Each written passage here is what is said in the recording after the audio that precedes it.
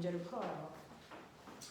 자, 그러면 너네들이 알아둬야 되는 뉴턴의 운동법칙은 뭘 말하는 걸까? 라고 하는 거예요. 뉴턴의 운동법칙은 뭘 말하는 걸까? 라고 하면 뉴턴은 움직이는 물체들이 뭔가가 변할 때 그냥 바뀌는 게 아니고 규칙성이 있어 라고 얘기하는 거거든요. 근데 우리 알아요. 운동하는 물체는 빠르기와 방향을 가지고 있고 이 빠르기와 방향을 변화시키기 위해서는 뭐가 필요할까? 빠르기와 방향을 변화시키기 위해서 뭐가 필요하니? 그쵸? 자, 물체가 빠르기와 방향을 변화시키기 위해서는 물체의 운동을 변화시키는 진짜 힘, 그 진짜 힘을 알짜 힘이라고 해요. 그래서 이 알짜 힘에 의해서 빠르기와 방향이 변하는 거야 라고 하는 운동 상태와 알짜 힘 사이에 어떤 관계가 있는지를 법칙으로 설명한 게 뉴턴의 운동 법칙이야.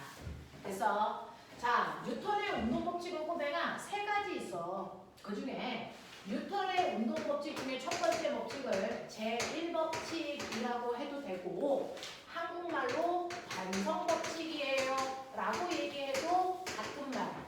이걸 중학교 3학년 3단원에서 배워.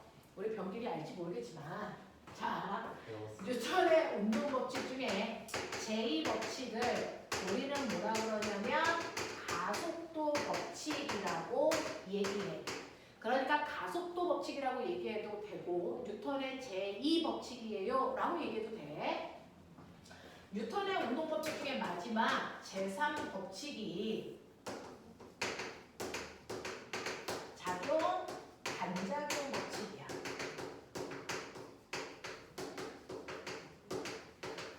이렇게 세 가지가 있어. 반성 법칙, 가속도 법칙, 작용, 반작용 법칙. 오늘 이거 배우려고. 그 중에서요. 가속도 법칙이 모든 물리 현상을 설명할 수 있는 법칙이라서 제일 중요하고 이게 작용, 반작용과 연결되면 골 때리는 문제들이 나오는 거고 그래서 이제 언니 오빠들이 물리를 수능으로 선택해서 봤을 때 가장 많이 틀리는 킬러 문항이 여기서 만들어져. 알겠어? 그래서 여기가 조금 어렵다라고 하는 거예요. 자, 그러면 그 중에서 뉴턴의 운동 법칙 중에서 가장 중요하다는 가속도 법칙을 먼저 하자. 가속도 법칙을 먼저 얘기하자.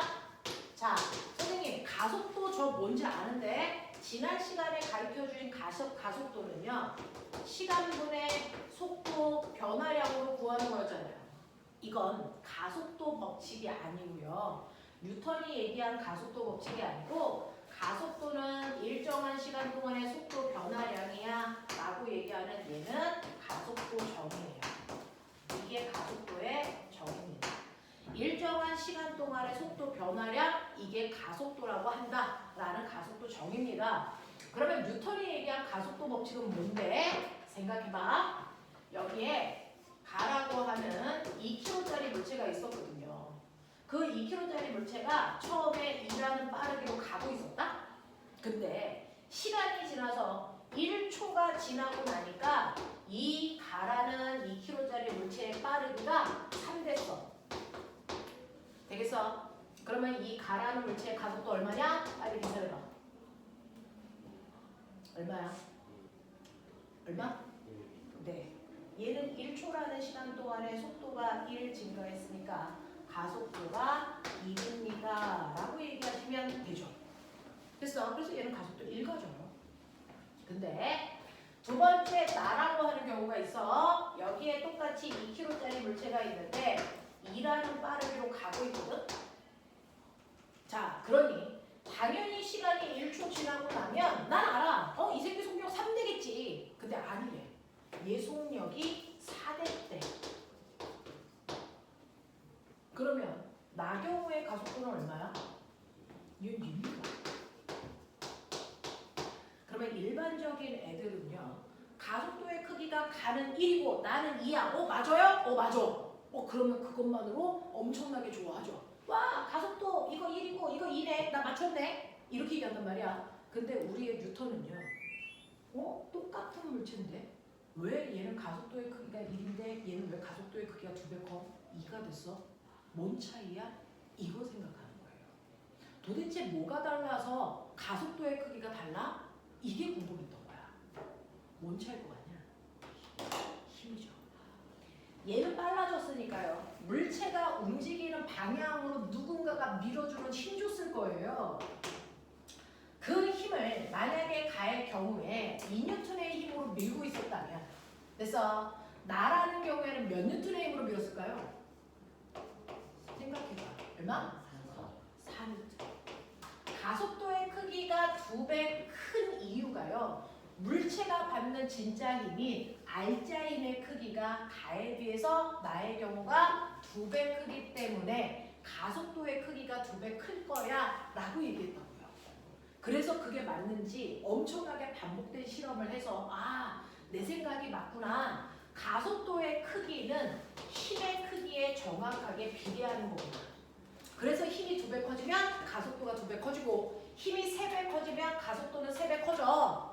자, 속도 변화를 결정하는 건 알자 힘이야 라고 하는 걸 알아낸 사람이 뉴턴이에요. 그러면 이 사람은 그 다음에 고민이 있겠죠. 그러면 이 가속도를 변화시키는 건 온전히 힘만? 다른 물리량 중에서 가속도의 크기를 변화시키는 건 그럼 없을까? 이게 궁금했던 거야. 그래서 이 사람은 또 다른 실험도 하죠. 만약에 힘이 가속도의 크기를 결정하는 유일한 원인이라면 다른 물질한테도 똑같이 4N의 힘을 주면 가속도의 크기는 2 나와야 정상일 거잖아. 그래서 얘는요. 이번에는 2kg가 아니고 4kg라고 하는 아이한테 그래서 2의 빠르기로 가고 있는 얘한테 4N의 힘을 준 거야. 그래서 1초 후에 속도가 얼마가 되는지 확인했어. 생각해봐. 얼마 될 것 같니? 3. 예, 얼마요? 3대입니다. 물체가 가는 방향으로 힘줬기 때문에 속도는 더 빨라지는 건 맞아요. 근데 속도가 얘만큼 2에서 4 될 줄 알았더니 2에서 3밖에 안 됐어. 가속도의 크기가 이때 얼마냐면 1이라고. 힘의 크기가 똑같았는데 가속도의 크기가 다르네. 이유가 뭐 때문이야? 물체의 질량이 다르기 때문이죠. 물체의 질량이 다르기 때문이야. 그래서 보시면 질량이 처음보다 2배 커지면요. 가속도의 크기는 절반밖에 안 돼요. 됐죠? 이렇게요. 그래서 가속도의 크기를 결정하는 건 알자 힘 말고 질량도 영향을 주는데 질량과 가속도의 크기는 반비례하는 관계를 가지고 있어. 이 얘기하는 거야. 질량과 가속도는 반비례해. 그래서 무거울수록 잘 안 변해. 이런 뜻이야. 됐죠? 그래서 가속도의 크기를 결정하는 모든 요소를 조사해 보니까 딱 2개야. 알자 힘과 질량이거든요. 그래서 똑같은 가속도의 크기를 구하는 방법이지만 시간분의 속도 변화량으로 가속도의 크기를 구할 수도 있지만 사실은 가속도는 질량분의 알자 힘의 크기로 구할 수도 있어요. 그래서 A는 M분의 F입니다. A는 M분의 F입니다. 자, 그 중에서 M이라는 건 물체의 질량을 얘기하는 거고요. F는 물체가 받은 알자 힘을 물리에서 표현하는 기호야. 자, 근데 너네 하나만 듣고 가. 자, 우리는요. 모든 나라에서 각각의 물리 현상들을 측정해서 나타내서 논문으로 발표하면 다른 나라에 있는 과학자들하고 공유합니다. 근데 우리나라에서는 온도를 섭씨 온도 쓰지만 미국 놈들은 온도를 뭐 쓰냐? 화씨 온도 쓰죠. 그럼 우리나라의 영도가 화씨 온도로도 0이야? 아니죠. 크기가 다 다르잖아요. 같은 뜨거운 정도를 표현해도 숫자가 다 다르단 말이야. 그러니까 이런 식으로 나라마다 표현하는 단위들이 다르면 논문을 발표해도 그걸 환산해서 봐야 되니까 불편해. 그래서 모든 전 세계 과학자들은 표준 단위라는 걸 사용합니다. 국제 표준 단위를 쓰는데 그걸 우리가 SI라고 표현해.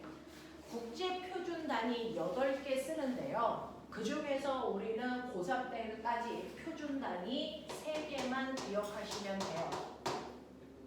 그 중에서 우리가 사용하는 표준 단위가 M, K, S, MKS라고 하는 표준 단위를 씁니다. MKS라는 표준 단위를 쓰는데 그 중에서 모든 거리를 나타내는 표준 단위는 미터야. 모든 거리를 표현하는 표준 단위는 미터야. 킬로미터 안 써. 센티미터도 안 써. 되겠어? 자, 그 다음에 모든 물질의 고유한 양인 질량을 나타내는 표준 단위는 킬로그램만 써. 그램 안 써. 밀리그램도 안 써. 되겠어? 그리고 시간을 나타내는 표준 단위는 언제나 초야. 분 같은 거 안 써. 시간도 안 써. 그러니 우리가 어떤 물리량을 쟤네들의 조합으로 계산할 건데 너네 중학교 건 했으니까 운동에너지 알지? 운동에너지 구하는 식 불러줘.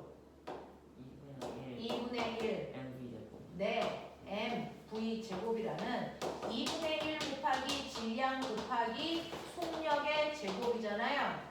자, 근데 그 중에서 애들이 맨날 물어봐요. 선생님 질량 단위 그램 써요? 킬로그램 써요? 킬로그램만 씁니다. 속력 단위 킬로미터 퍼 아워 돼요? 안 돼요. 표준 단위의 조합인 미터 퍼 세크로만 씁니다. 그래서 지금부터 여러분들이 배우는 이 물리학이라고 하는 고등 과정에서 쓰는 단위는 다 표준 단위입니다. 그러니까 거리 단위 미터로 써야 돼요? 센티미터로 써야 돼요? 물어볼 이유가 없어요. 그래서 표준 단위로만 씁니다. 그래서 물리에서 쓰는 표준 단위 대표적으로 MKS 표준 단위 써요. 되겠어요? 그래서 자, 우리가 가속도 구할 때 m분의 f 질량분의 r자임인데 질량 단위 언제나 킬로그램만 되고요. 힘의 단위는 뉴턴만 됩니다. 알겠어? 다른 단위 쓸 수 없습니다. 라는 얘기입니다. 자, 그래서 여러분들이 보시는 것처럼 가속도는요. 질량분의 힘이거든요. 질량분의 힘이니까 여러분들이 보시는 가는요. 질량이 2kg예요. 근데 거기에 받은 r자임이 2N입니다. 그래서 계산해보시면 얘는 가속도가 처음부터 1이었어요. 이 얘기예요. 그래서 두 번째 가속도도요. 가속도 시간분의 속도 변화량으로 계산해도 되고요. 질량분의 r자임으로 계산해도 돼. 두 번째 질량분의 r자임으로 계산하면 2kg짜리 물체한테 4N의 힘을 줬어요. 그러니까 얘는 가속도의 크기 처음부터 2였다고요. 이 얘기야. 또 세 번째요. 세 번째 물체요. 질량 4kg고요. 민 r자임이 4N입니다. 그러니까 얘는 처음부터 가속도의 크기 1일 수밖에 없어서 1초 지나면 속도가 1밖에 안 진다. 되겠어? 이 얘기입니다. 됐죠? 그래서 가속도를 구하는 두 가지 방법인데 지금부터 앞으로 나오는 가속도는 이 방법을 훨씬 더 많이 쓴다. A는 N분의 F다. 되겠어? A는 N분의 F고요. 분수식 쓰는 거 귀찮아서요. F는 MA라고 하는 식으로 바꿔서 더 많이 공부할 텐데 이걸 우리는 운동방정식이야 이렇게 얘기하기도 해요. F는 MA, F는 MA. 이거 더럽게 많이 써가지고요. 이과 전교 꼴등도 F는 그러면 MA 나옵니다. 대신에 M이 뭐니? 그럼 몰라요. 이렇게 얘기하더라도 F는 MA라는 얘기는 엄청 많이 쓴다. 이게 뉴턴의 제2법칙, 가속도 법칙이야. 그래서 가속도라고 하는 건 물체의 질량과 r자 힘에 의해서 결정된다. A는 N분의 F야. 근데 물체가 움직이는 동안 물체의 질량은 거의 변하지 않죠. 그래서 물체가 쪼개지거나 이런 게 아니니까 질량은 일정해. 근데 일정한 질량을 가지고 있는 물체한테 힘을 크게 주면 가속도 크게 생기죠. 힘을 조금 주면 가속도 조금밖에 안 생겨. 됐죠? 그러면 아예 힘을 안 주면 어떨 것 같나요? 힘을 안 주면 변화가 있을 수 없습니다. 그래서 가속도가 0이죠. 당연하죠. 그래서 어떤 물체가 운동하고 있는 내내 어떤 힘도 받지 않아. r자 힘이 0이야. 그러면 이 물체는 어떤 변화도 생기면 안 돼.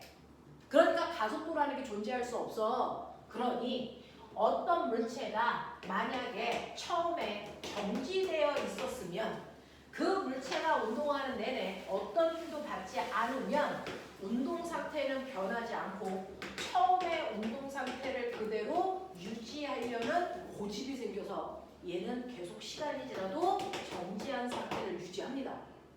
이걸 우리는 뭐라고 합니까? 과학에서 처음의 상태를 그대로 유지하려는 고집. 그걸 관성이라고 합니다. 그걸 관성이라고 합니다. 그래서 정지한 물체는 계속 정지되어 있는 상태를 유지하려는 정지 관성을 갖습니다. 됐죠? 정지 관성을 갖습니다. 그래서 여러분들이 정지되어 있는 물체가 계속 정지되어 있으려는 정지 관성을 가지고 있기 때문에 얼음판에 강호동 아저씨 100kg짜리 아저씨 앉아있어. 이 사람 밀 때 엄청나게 힘들겠죠. 그래서 자, 유치원생 20kg짜리 아이가 앉아있어. 얘도 밀려면 힘들겠죠. 근데 누가 더 많이 힘들까? 네. 라고 하는 정지 관성은 처음의 상태를 그대로 유지하려고 하는 성질인데요. 이 정지 관성에 크기가 있습니다. 다 달라. 그래서 정지 관성의 크기가 있습니다. 우리 여기에 됐죠? 선생님까지 합쳐서 6명인데 우리 6명의 정지 관성의 크기 다 달라요. 그래서 똑같이 얼음판에 앉혀놔도 밀기가 사람마다 다 달라요. 힘이. 자, 이 정지 관성의 크기를 측정해서 나타낸 값을 너네들 중학교 1학년 때 배웠다? 이거 뭐라고 하게?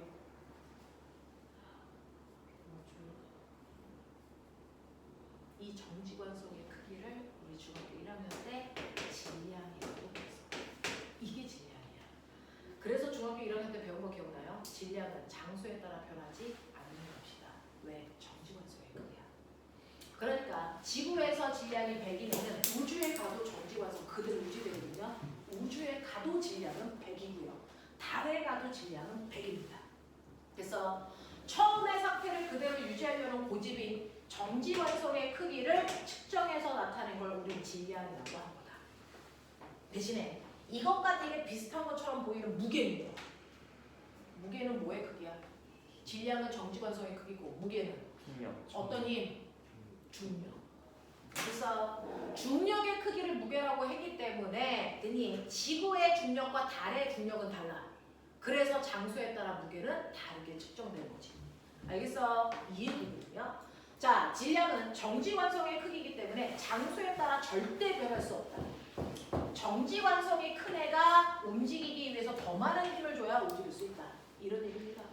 맞죠? 자, 그런가 하면 꼬매나 맨 처음에 정지되어 있었던 물체를 정지하려는 정지 관성이 성립하는데요. 만약에 처음에 운동하고 있었어요. 예를 들어 오른쪽으로 이에 따르기로 가고 있었어. 근데 얘한테 힘 안 줘. 그럼 어떻게 될까? 힘을 안 주면 얘는 변하면 안 되니까 시간이 지나도 100년이 지나든 1000년이 지나든 상관없이 오른쪽으로 계속 이에 빠르기로 가려고 합니다. 그래서 방향도 빠르기도 바뀌지 않는 등속도 운동하려는 고집, 관성이 성립합니다. 이 관성을 우리가 뭐라 그러냐면 움직이는 물체가 갖는 관성, 운동 관성이라고 합니다. 운동 관성. 정지된 물체가 계속 정지되어 있으려는 관성은 정지 관성이고요. 운동하는 물체가 계속 운동한 상태를 유지하려는 성질은 운동 관성이라고 합니다. 자, 보면 버스에 탔어. 맨 처음에 버스가 정지되어 있어서 그래서 내가 정지된 의자에 앉았어. 근데 갑자기 버스가 급출발해. 네 몸 어디로 쏠려? 급출발하면 몸이 어디로 쏠릴까요? 뒤로 쏠려요. 뒤로 쏠려요. 버스가 갑자기 급출발하면 내 몸 뒤로 쏠립니다. 이게 바로 정지관성 때문에 나타나는 거야. 그래서 엉덩이는 의자에 밀려서 가려고 그러는데 머리는 나 안 갈 거야. 그 자리에 있을 거야. 그래서 뒤로 탁 하고 쏠려요. 이게 정지관성인 거예요. 근데 버스가 일정한 속력으로 가다가 갑자기 급브레이크를 밟아. 그럼 몸이 어디로 쏠리니? 그때 앞으로 쏠려요. 됐어? 왜? 계속 앞으로 가려고 그러기 때문에. 됐어? 이건 운동관성 때문에 나타나는 거야. 되겠냐? 여러분들 중학교 교과서에 뭐 하나가 있냐면 이렇게요. 실에다가 열나 무거운 추 하나를 매단다. 엄청 무거워. 그래서 엄청 무거운 추 하나를 위실 A, 아래 실 B 이렇게 있어요. 자, 그래서 나는 아래에 있는 B라는 실을 잡고 탁 하고 당길 겁니다. 근데 밑에 있는 이 실을 잡고 딱 하고 당길 건데 실을 천천히 잡아당길 때 어디가 끊길까? 실을 갑자기 잡아당길 때 어디가 끊길까? 다른 데가 묶여요. 아세요? 내가 실을 갑자기 탁 하고 잡아당기면 대단히 빠른 속도로 빠른 시간 내에 힘을 줬기 때문에 힘이 위까지 못 올라갑니다. 그래서 힘을 받은 아래쪽만 흰 방향으로 내려가려고 여기 실이 뚝 하고 묶여요. 그리고 얘는 힘을 받지 않았기 때문에 그대로 있습니다. 그래서 갑자기 잡아당기면 실의 아래쪽이 끊어지는 게 바로 여기에 있는 추는 나 힘 안 받았으니까 안 갈 거야 라고 하는 추의 정지관성이 나타나는 겁니다. 근데 힘을 천천히 주잖아요? 그러면 그래서 힘이 위까지 올라가요. 그래서 위가 끊어요. 되겠니? 이런 식으로요.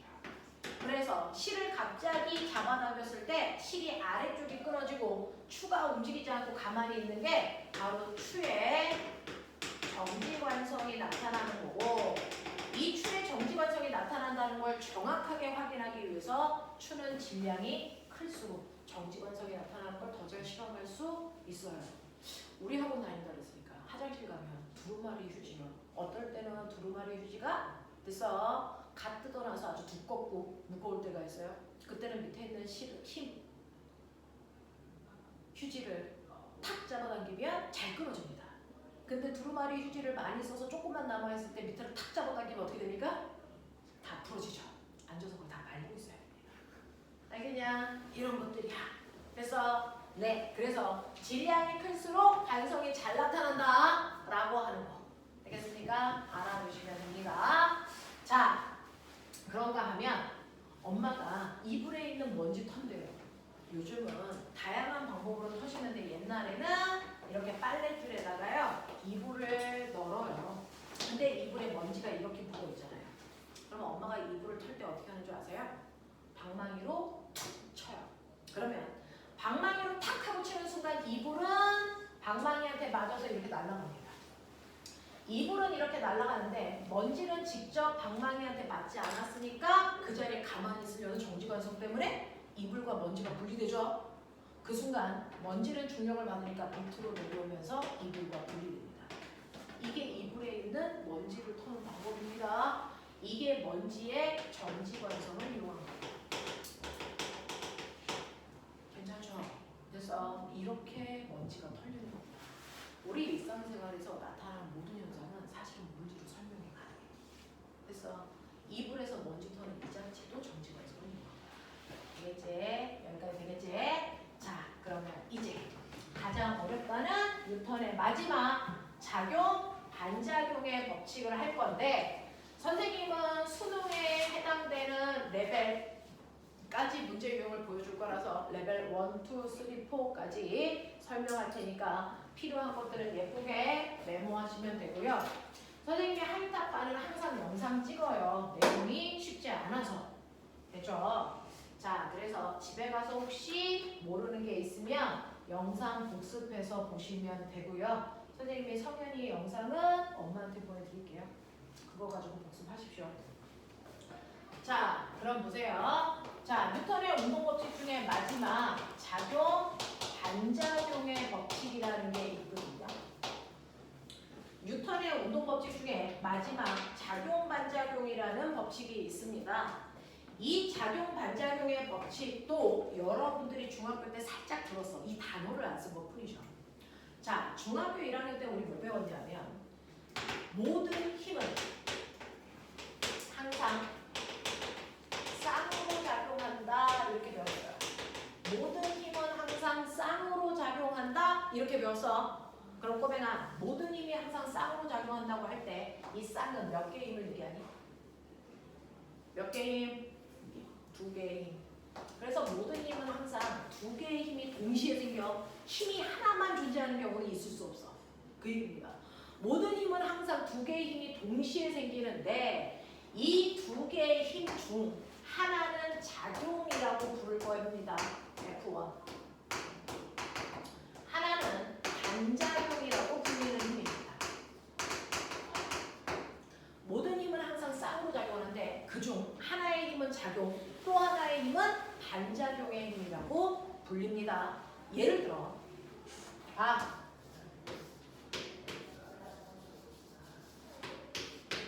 자, 뭡니까? 선생님이 손이 손으로 칠판을 하고 칩니다. 됐어. 그래서 첫 번째 손이 칠판을 10N의 힘으로 쳤습니다. 라고 하는 행위를 합니다. 됐어. 그 행위를 하는 순간 손이 칠판을 10N의 힘으로 쳤으니까 이 힘밖에 없는 거 아니야? 아니야. 이 순간에 동시에 또 다른 힘이 같이 생겼어. 그 힘을 반작용의 힘이라고 하는데 그 반작용의 힘은 새로운 힘이 아니고요. 여기에 있는 주어와 목적어의 위치만 바꾸면 되는 그 힘이 생겨요. 그러니 뭐가 생기냐면 손이 칠판을 치는 그 순간 동시에 칠판이 손을 친 겁니다. 몇 뉴턴의 힘으로? 이 뒤는 그대로 갑니다. 10뉴턴의 힘으로 친 겁니다. 이 얘기예요. 그래서 손이 칠판을 10뉴턴의 힘으로 치는 그 순간 칠판이 손을 똑같이 10뉴턴의 힘으로 쳐요. 근데 우리 중학교 1학년 때 배웠죠. 눈에 보이지 않는 힘을 나타내기 위한 힘을 나타내는 기호 뭐 쓴다? 화살표 쓴다. 기억나니? 이걸 화살표로 이제 표현할 겁니다. 자, 그 중에서 너네 알죠? 힘의 3요소. 불러. 네. 힘의 세기, 힘의 방향, 힘의 작용점. 그래서 힘에는 세 가지 요소가 있는데 그 세 가지 요소 중에 하나가 힘의 작용점, 힘의 크기라고 표현하는 게 맞아요. 그리고 힘의 방향. 이 세 가지를 하나의 화살표로 표현한대요. 그 중에서 힘의 방향은 화살표 방향이고요. 됐어? 여기서 이 방향으로 힘줬어. 이 뜻입니다. 그 다음에 힘의 크기는 화살표의 길이입니다. 만약에 1cm 화살표를 10N의 힘을 나타나게 그린다면 어떤 화살표는 그리니까 2cm야?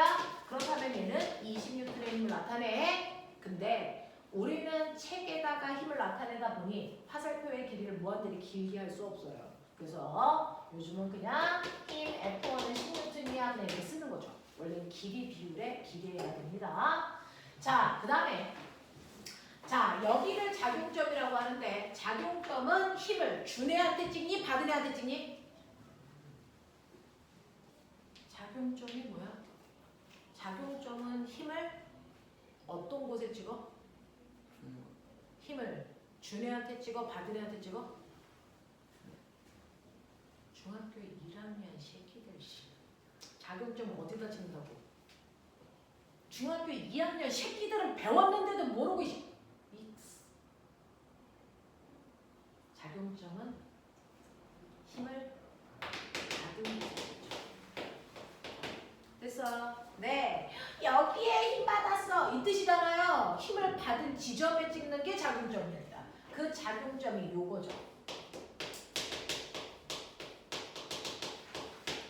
성현아, 나와. 나와서 요거를 F1과 F2를 저 그림의 화살표를 그리시면 되고 나머지 사람들은 자기 그림에 그려. 성현이 그려봐. 자, F1, F2를 그림의 화살표로 표시해봐.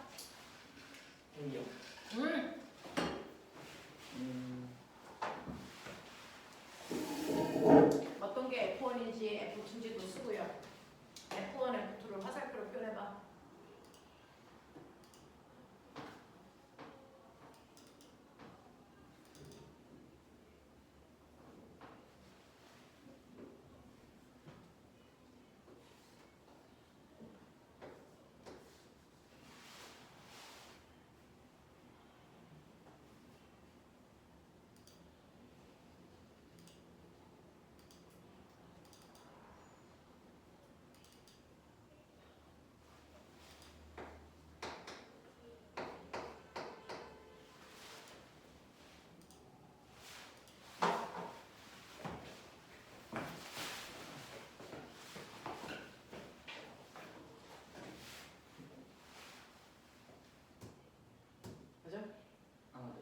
아마도요. 자, 들어가십시오. 자, 꼬맹아. 성현이가 그린 화살표 중에 뭔가가 틀린 게 있어요. 민호, 튀어나와. 하나. 성현이가 그린 화살표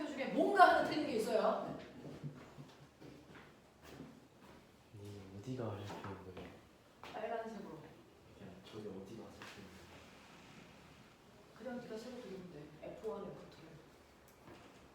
죽여버린다. 중학교 1학년 때 배운 거다. 손이 칠판을 10N의 힘으로 쳤다가 F1이야.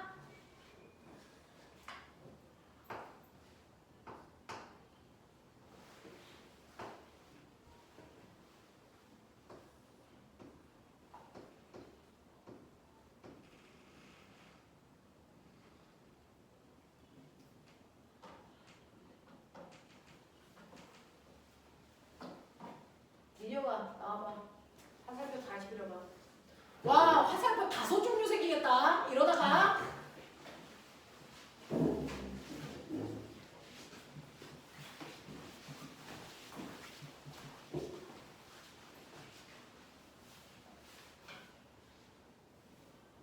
컨닝을 왜 해? 정답이 없는데 그냥 네 꼴린 대로 그려.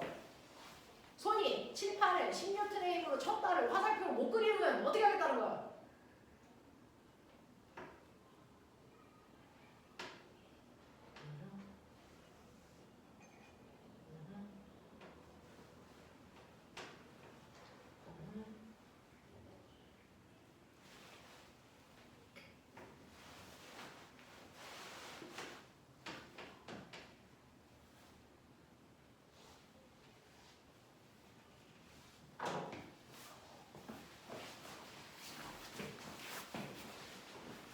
이 화살표가 같은 방향이네?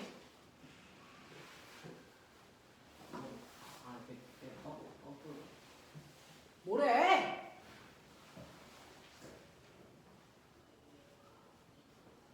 신기한 거 아세요? 답이 없어요. 어쩔 거야?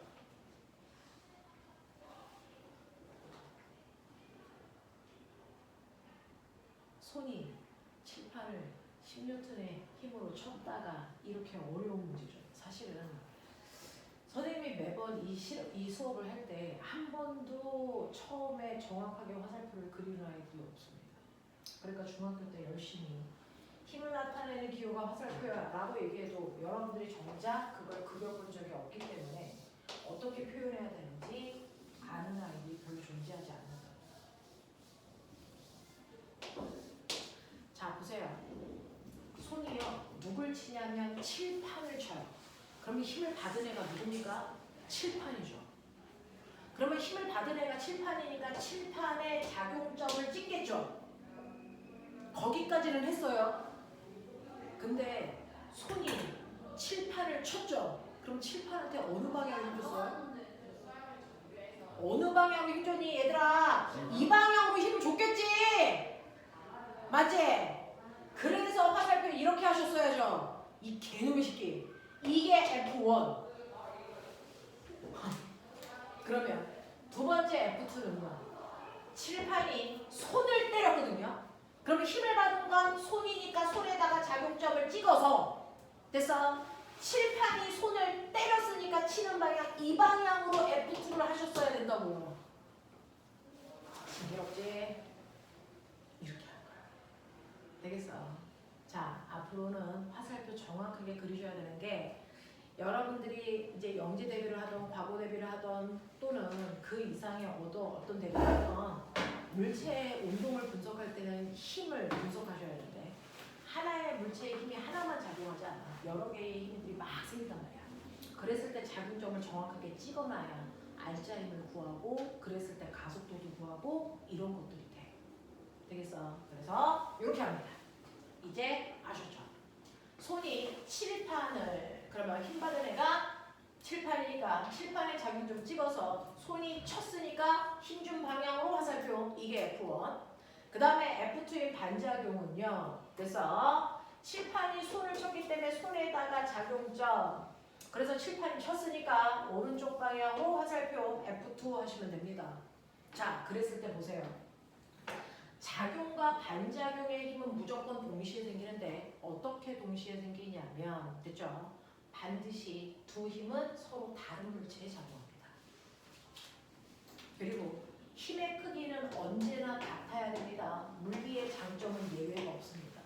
작용 반작용의 두 힘은 언제나 힘의 크기 같고요.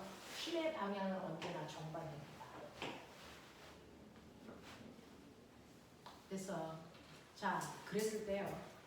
이 경우에 이 두 힘을 작용 반작용이라고 하는데 어떤 경우도 있냐면 가라는 물체에 오른쪽으로 10N의 힘이 작용하는데 왼쪽으로 10N의 힘이 작용해. 되겠어? 자, 가가 받은 알자 힘이 얼마게? 0이죠. 됐어? 자, 이렇게 알자 힘을 0 만드는 두 힘의 관계를 우리가 힘의 평형 관계의 두 힘이야.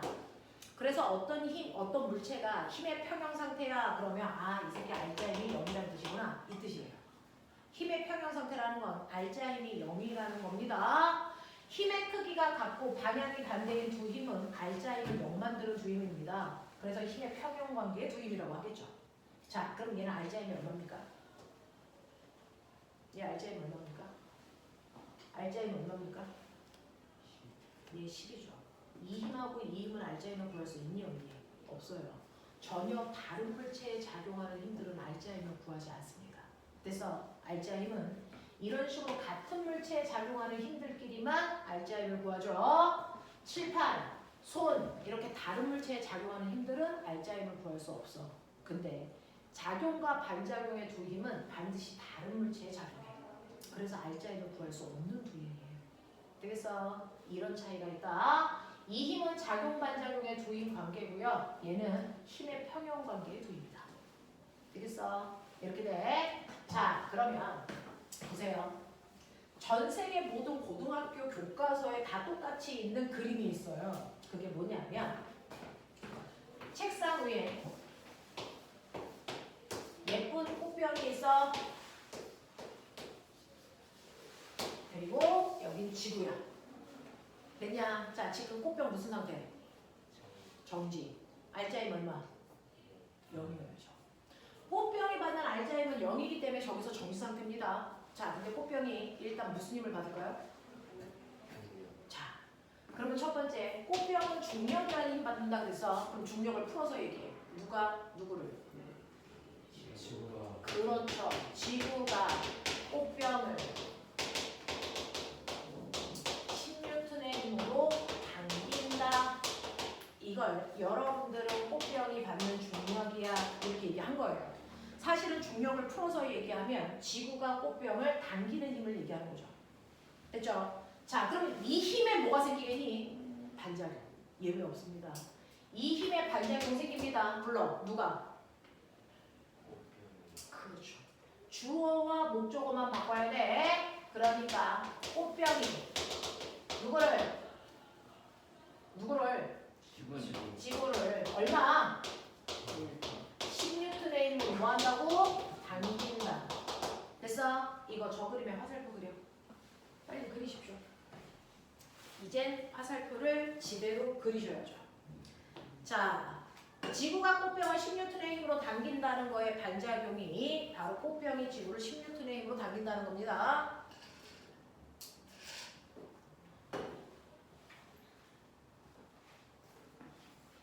F1, F2 정확하게 화살표 표현하세요. 제가 지나가면서 보게요.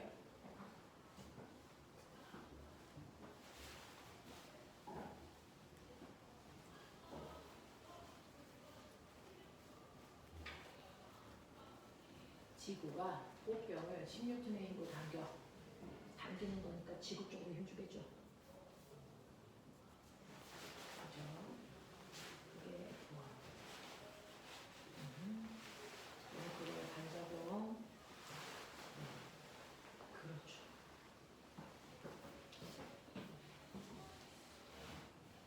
F1 어디 있어? F2는 이거 이렇게 20이 아니고.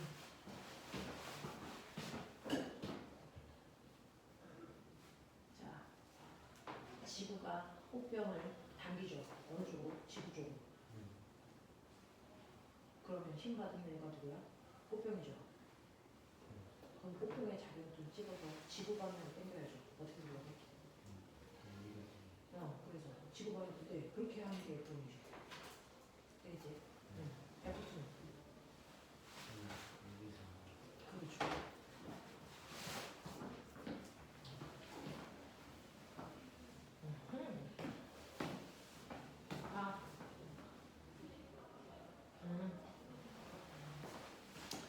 자, 보시면 첫 번째 지구가 꽃병을 그랬으니까 힘 받은 거 꽃병이야. 그래서 그러니까 힘을 받은 꽃병에 작용 좀 찍고요. 지구가 당기는 거니까 지구 방향으로 화살표 이렇게 하시는 게 F1이야. 맞아. 자, 그 다음에 F2는요. 꽃병이 지구를 당기는 거라서 힘 받은 애가 지구야. 자, 지구를 꽃병이 자기 쪽으로 당기는 거니까 이렇게 해야 F2 이 얘기야. 되겠어? 자, 그러면 지구가 꽃병을 당기니까 꽃병은 내려가려고 할 거야. 그래서 내려가려고 꽃병이 누구를? 책상을 꾹 눌러. 나 내려갈 거야. 비켜줘. 라고 해서 세 번째 힘이 생깁니다. 세 번째 힘은 말 잘 듣는 꽃병이 지구가 내려오라고 했으니까 내려가려고 자기 밑에 있는 꽃병이 누구를? 책상을 10N의 힘으로 누르죠. 나 내려갈 거야. 이렇게 얘기해. 그러면 이 힘에도 반작용이 생깁니다. 그래서 그 반작용은 주어와 목적어만 바꾸면 된다 그래서 새 단어 튀어나오면 안 돼. 그랬으니 이때 반작용은 책상이 꽃병을 10N의 힘으로 밀죠. 화살표.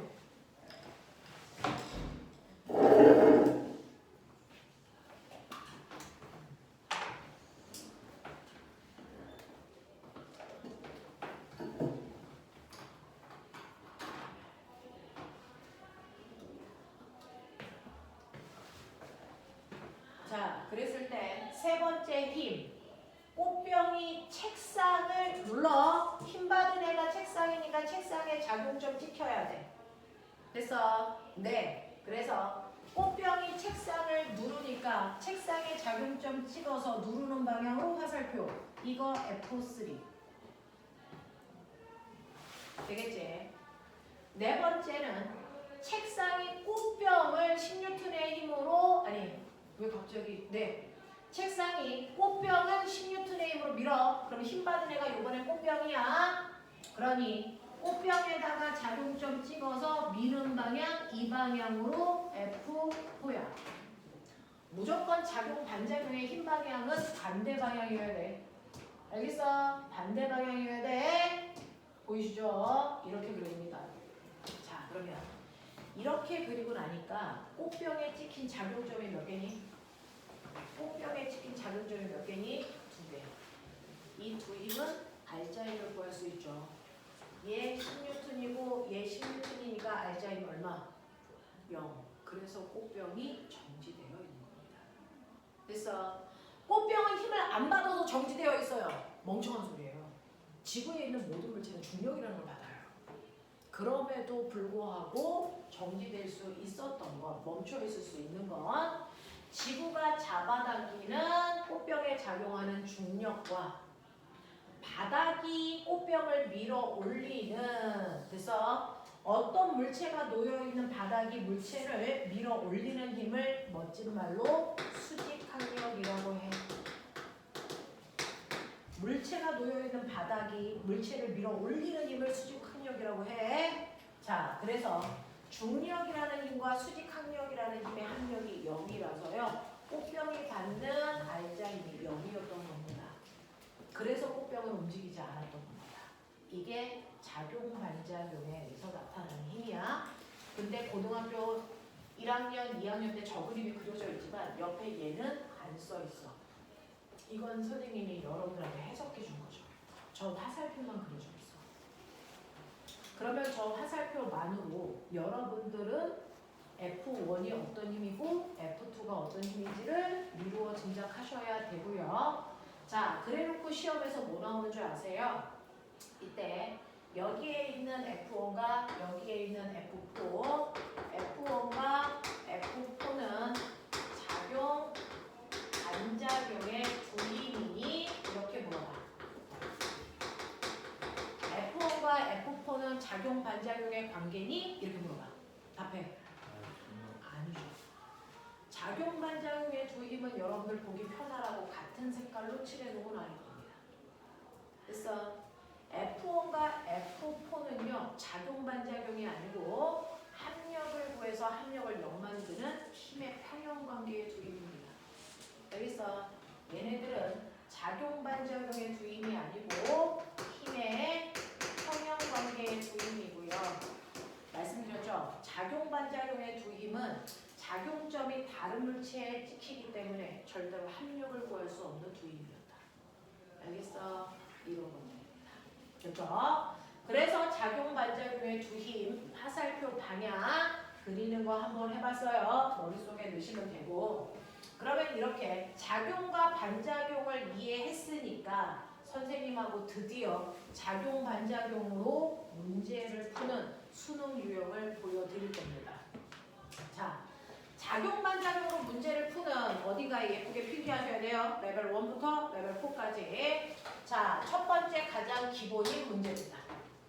여러분들이 영재반에 가시면 그래서 선생님은 일반반까지를 설명해야 되는 단과 수업을 하기 때문에 오늘은 다 레벨 1, 2, 3, 4를 다 일일이 정리해 주죠. 이건 일반고 애들을 위한 수업이야. 여러분들이 영재고나 과고를 가면요. 실제로 레벨 1, 2, 3를 다 설명해 주는 건 바보 같은 수업입니다. 레벨 1만 설명하고 레벨 2, 레벨 3, 레벨 4의 문제를 주고 너 혼자 생각해봐. 이렇게 하셔야 공부가 되는 거거든요. 지금은 단과이다 보니 선생님이 레벨 1, 2, 3, 4의 유형을 보여드려요. 자, 레벨 1은요. 서로 다른 두 물체가 이렇게 접촉되어 있어요. 가까이 붙여놓은 거야. A는 2kg고요. B는 1kg고요. 물체와 바닥 사이에 마찰은 존재하지 않습니다. 이 상태에서 내가 A 쪽에서요. 물체를 미는 힘을 줬습니다. 30N의 힘으로 밀고 있어요.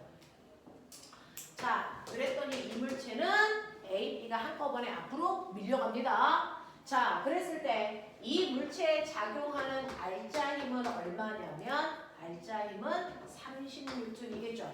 다른 힘은 없으니까 A, B를 움직일 때 사용된 알짜 힘은 30N입니다. 그러면 그 알짜 힘을 질량으로 나누면 가속도가 된다 그랬죠? 자, 그럼 내가 30N으로 민 거 몇 킬로입니까? 나의 힘 때문에 몇 킬로가 움직였습니까? 3킬로입니다. 됐어? 나의 힘 때문에 얘네들이 한꺼번에 움직였잖아요. 그래서 나의 힘으로 움직인 물체의 질량은 3kg입니다. 그래서 얘네들이 움직일 때 가속도의 크기가 10입니다. 이 얘기야. 됐어? 그러면 이 가속도가 10이라는 건 A의 가속도야, B의 가속도야, 둘의 가속도를 합한 거야? 아니면 각각이 그렇다는 얘기야? 네, 각각이요. A의 가속도도 B의 가속도도 똑같이 10이라는 가속도로 가고 있어요. 이 뜻입니다. 됐죠? 그러면 내가 힘을요. 선생님 저는 실제로는 A만 밀었잖아요. 그런데 B도 가잖아요. 그러면 나의 힘을 A 혼자 쓴 거야? 나눠서 쓴 거야? 나눠서 쓴 겁니다. 그러면 그 중에서 A 혼자서 쓴 힘은 얼마일까요? 됐어? B 혼자서 쓴 힘은 얼마일까요? 이게 궁금한 거야. 내가 준 30은 사실은 A 혼자 쓴 게 아니고 A와 B가 나눠서 쓴 거거든요. 그러면 그 중에서 A 혼자서 쓴 힘이 얼마야? 이거 알아낼 때 쓰는 게 아까 배운 운동방정식. F는 MA.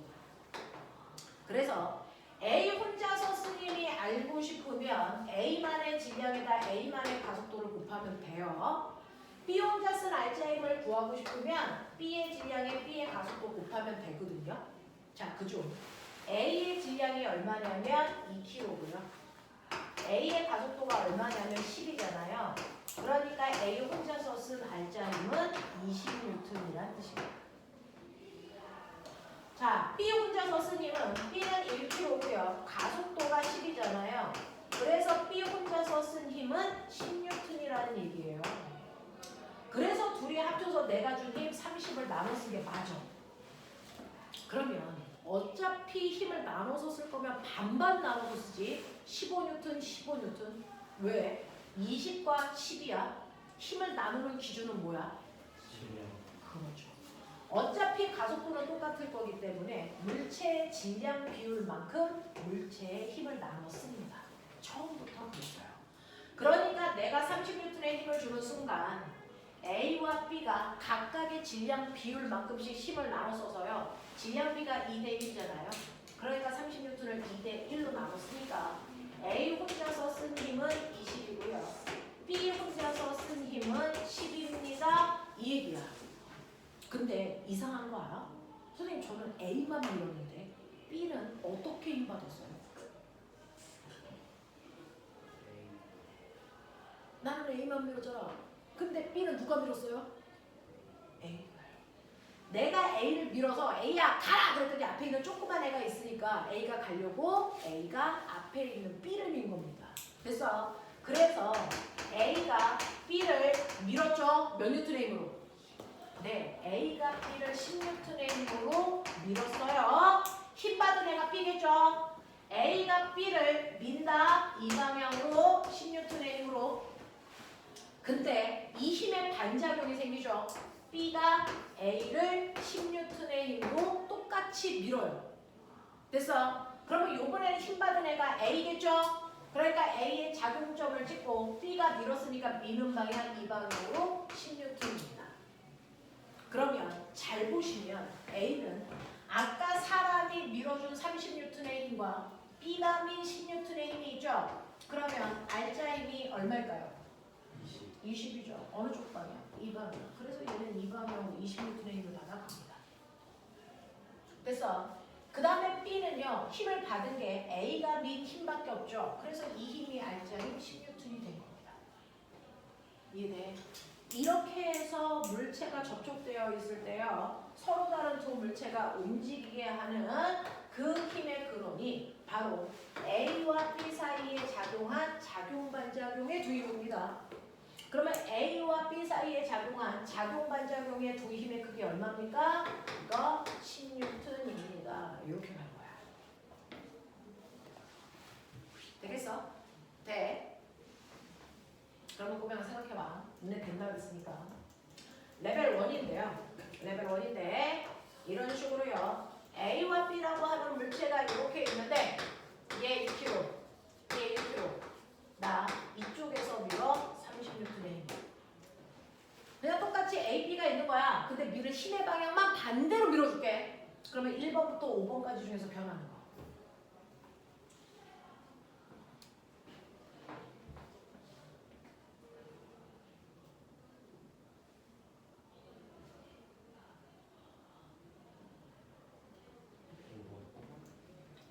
얼마로 바뀔까? 이게 20. 실제로요. B쪽에서 30N의 힘으로 미는 거 똑같습니다. 그 힘으로 3kg가 움직이는 거 똑같기 때문에 가속도의 크기가 10인 거 똑같습니다. 그리고 힘을 질량 비율로 나눠 쓴다 그랬으니까 A가 받는 힘 20N, B가 받는 힘 10N 똑같습니다. 근데 사람이 B를 30N의 힘으로 미는데 B는 가기 위해서 앞에 있는 커다란 형아를 밀어준 거죠. 얼마의 힘으로 밀어줬냐면 20N의 힘으로 밀어준 겁니다. 그래서 A라는 물체가 20이라는 힘을 받게 된 거고 그거의 반작용으로 A가 B를 20으로 민 겁니다. 그래서 B가 받은 알짜 힘은 10밖에 안 돼요. 알겠어? 라는 겁니다. 그래서 작용반작용의 이 힘은요. 이것만 계산할 수 있는 방법은 없어요. 이 과정에서 힘이 넘어가는 거 잘 보셔야 됩니다. 됐죠? 자, 레벨 2 가죠. 시간이 별로 없어서요. 레벨 2 갑니다.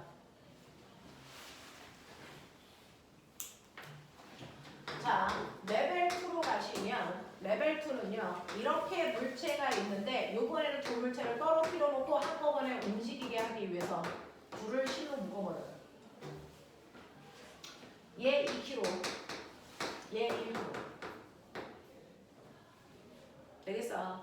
그래서 요번에는 B쪽에서 내가 30N의 힘으로 끌고 갈게. 되겠어? 자, 그랬을 때 첫 번째 알짜 힘은 얼마냐? 가속도는 얼마냐? A 혼자 쓴 알짜 힘, B 혼자서 쓴 알짜 힘. 됐어? 이거 구하셔야 됩니다. 자, 그럼 꼬맹아 봐봐. 전체 알짜 힘 얼마? 30N. 그 30N의 힘으로 몇 킬로 당겼어? 몇 킬로? 2kg. 아니 몇 킬로? 3kg. 그러니까 가속도 똑같이 10이겠죠? 이때 A 혼자서 쓴 힘이요. 얼마 얼마냐고요? F는 MA에 넣어도 되고요. 질량 비율로 나눠서도 똑같습니다. 그래서 F는 MA에 집어넣으시면 얘 2 곱하기 가속도 10이니까 20N이고요. B는 1 곱하기 10이니까 10N입니다. 이해되시겠죠? 자, 근데 문제는 아까랑 차이점이 뭐냐면 아까는 A와 B가 딱 붙어 있으니까 힘을 줄 때 A가 B를 직접 밀어요. 그죠? 근데 지금은 A와 B는 떨어져 있어 절대 힘을 직접 못 줍니다. 그러니 B를 사람이 당기면 B가 가려면 뒤에 달려있는 A를 당겨야죠. 누굴 통해 당깁니까? 줄이요. 이 실에 걸려있는 힘이요. 바로 B가 줄을 당기면 그 줄이 A를 당겨서 A를 끌고 가는 거거든요. 자, 이 실에 걸리는 힘을 우리는 텐션 T라고 쓰고 한국말로 장력이라고 읽어요. 자, 그래서 저 실에 걸려있는 5번째 장력이 얼마입니까? 이 얘기 하는 거예요. 얼마입니까? 장력? 얼마요? 20입니다. 사람이 30N의 힘으로 B를 당기잖아요. 그 중에서 B는 자기가 필요한 힘 10 쓰고 얼마 넘겨줍니까? 20만큼을 실을 통해 넘겨줘. 그래서 A가 20이라는 힘을 받게 된 거죠. 그러니 이 실에 걸려있는 힘이 바로 장력 얼마? 20N입니다. 이해되겠어? 하겠어? 괜찮아? 자, 그럼 꼬맹아 이쪽에서 당겨 30N 장력 얼마? 10이죠. 맞아. 자, 꼬맹아 넘겨. 성현 멈춰. 자, 우리 성현이가 무슨 짓을 했는지 보세요. 제가 넘겨 그랬더니 이 새끼가요. 제가 아무 말도 안 했더니 지껏 밑장 빼고 나머지 형아한테 넘겨요. 이게 모든 만물의 본능입니다. 됐죠? 잘 봐. 잘 봐. 성현이처럼 제가 이실한테 얼마 줬어요? 30 줬죠. 그러면 그 중에서 힘을 받은 A가 자기 거 먼저 뺍니다. 얼마? 자기가 필요한 힘 얼마? 20이요. 이거 빼고 넘겨주는 겁니다. 얼마? 10. 알겠습니까? 그래서 건너가는 힘은 전체 받은 힘 중에서 자기 거 빼고 나머지 건네주는 거. 알겠어? 이게 실에 걸려있는 장력이다. 알겠어? 이해되겠어? 오케이. 물체도 똑같아요. 우리 본능하고 똑같습니다. 일단 내 거 빼고 나머지 건네주는 이게 장력입니다. 알겠어? 이게 작용 반작용의 힘이라고요. 자, 세 번째, 네 번째 이거는요. 지금 시간이 안 돼서 보고 시작하면 마무리할 수는 없을 것 같아요. 그래서 레벨 1, 2 여기까지만 할게요. 다음 주에 선생님한테 작용 반작용의 레벨 3하고 레벨 4 해주세요 라고 얘기하시고요. 넘기시면 여기는 레벨 1, 2, 3, 4 문제가 다 섞여 있어요. 자, 보면은 보시면 40페이지 볼래? 40페이지 요 모양으로 생긴 게 레벨 3 형태야. 41페이지에 이렇게 생긴 물체가 매달려 있는 게 레벨 4 문제야. 맞아? 요 두 개의 유형을 뺀 나머지 유형만 풀어오시면 돼요. 알겠냐? 예를 들어서 45페이지 와봐. 45페이지에 10번 문제는 풀 수 있어. 레벨 2 문제야. 맞죠? 근데 11번 문제하고 12번 문제는 레벨 3하고 레벨 4 유형이라서 풀지 않아도 돼요. 되겠어? 자, 그래서 여러분들 뒤에 있는 개념 적용 문제는 스트레스 받지 말고요. 풀 수 있는 것만 풀어오시면 돼. 알겠어? 못 푸는 거 그냥 놔두고 오시면 됩니다. 대신에 오늘 아까 선생님이 등가속도 운동에서요. 적용 문제 다시 풀어줬던 거 있죠? 4번, 5번, 6번, 7번. 알겠니? 됐어? 항상 학원에서 풀어준 문제 복습하는 게 더 중요해. 알겠어? 과제 중에 모르는 거 그냥 제끼고 풀어오면 돼. 나머지만. 되겠죠? 수고하셨습니다.